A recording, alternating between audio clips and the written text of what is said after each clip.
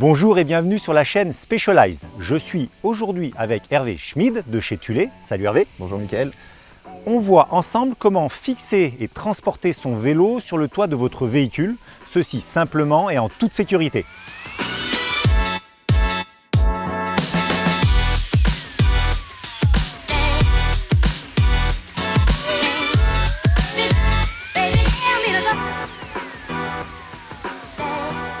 Hervé, merci de nous avoir rejoints ici au cœur de la Provence. Merci Mickaël. On va voir ensemble, comme on l'a dit en introduction, comment transporter son vélo sur le toit de son véhicule.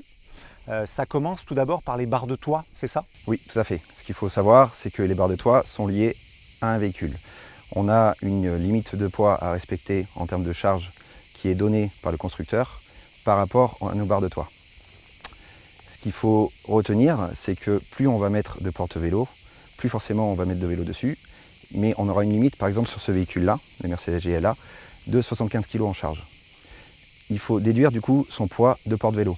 Donc, notamment sur les 3 porte-vélos qu'on a ici, on a un total de 13 kg de poids de porte-vélo. Donc 75 kg moins 13 kg, nous sommes à 62 kg. Ok, donc ça veut dire que ça, on se réfère à la norme constructeur. Oui. Sur le site Thulé, en plus, tout est expliqué en fonction du véhicule. Tout à fait. Vous avez en fait un guide d'achat où vous allez rentrer votre marque, votre modèle et votre année de véhicule, savoir si vous avez des barres longitudinales ou des points d'attache.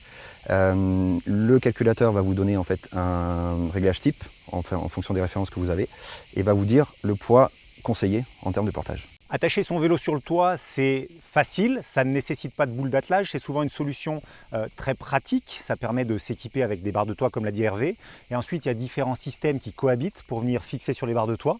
Ici, on a fait le choix d'en retenir 2, tu nous les présentes? Tout à fait, on a 2 modèles sur le toit actuellement.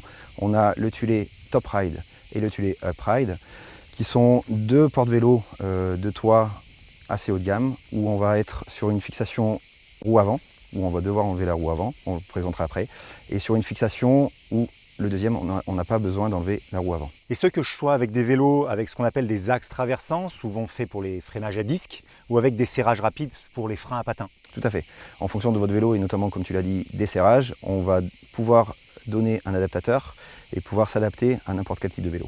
Donc sur le premier, je vais déposer la roue avant et je vais insérer un outil pour pouvoir le clipser et le fixer rapidement sur le toit. Tout à fait. On a un adaptateur qui va permettre de s'adapter en fonction de l'axe que vous avez et pouvoir se fixer en moins de 3 secondes sur le porte-vélo. La roue arrière est tenue par une sangle? Exactement. Une sangle qui va être micrométrique. Donc c'est exactement le même système que vous avez sur des chaussures par exemple. On va pouvoir adapter le serrage à la roue, donc à la hauteur ou à la largeur de la roue. Le second système permet de transporter son vélo sans avoir à déposer la roue avant. Tout à fait, on va aller de la roue de 20 pouces jusqu'à la roue de 29 pouces. Donc du vélo enfant jusqu'au vélo adulte ou vélo de route. Si on donne un exemple dans la gamme Specialized, le porte-vélo de toit se destine à tous les VTT musculaires, au gravel ou au vélo de route. Pour chacun des systèmes, est-ce qu'il y a une limite de vitesse lorsqu'on roule? Bien sûr, il y a la réglementation sur autoroute à 130 km/h, mais est-ce que par fort vent, il faut ralentir? Ça donne quoi?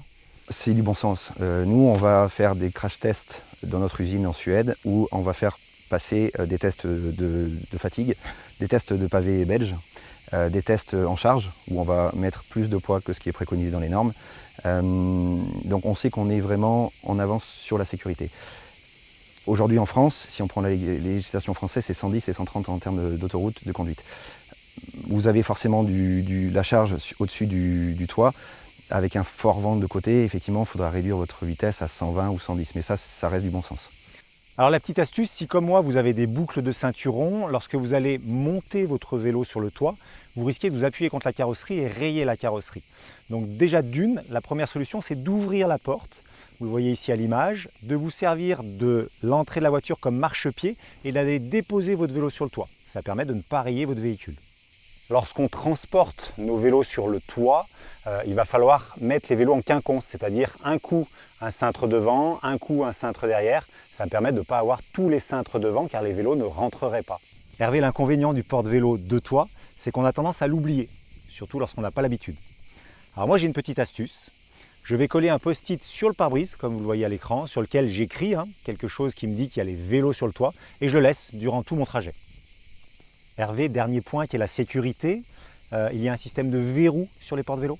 Tout à fait. À chaque fois, vous avez des serrures. Donc déjà pour ne pas pouvoir enlever le porte-vélo de la barre de toit.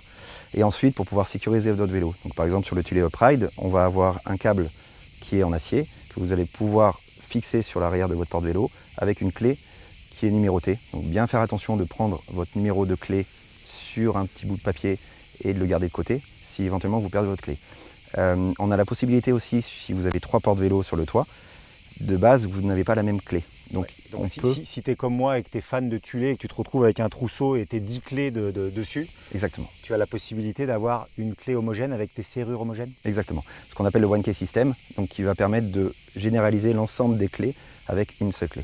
Hervé, merci pour tous ces conseils. Merci à toi. Pour en savoir plus, on va sur le site de Thule qui est thule.com. Merci à tous de nous avoir suivis sur notre chaîne Specialized. Pour plus d'informations et pour plus de conseils, abonnez-vous. À très bientôt sur la route. Ciao, ciao.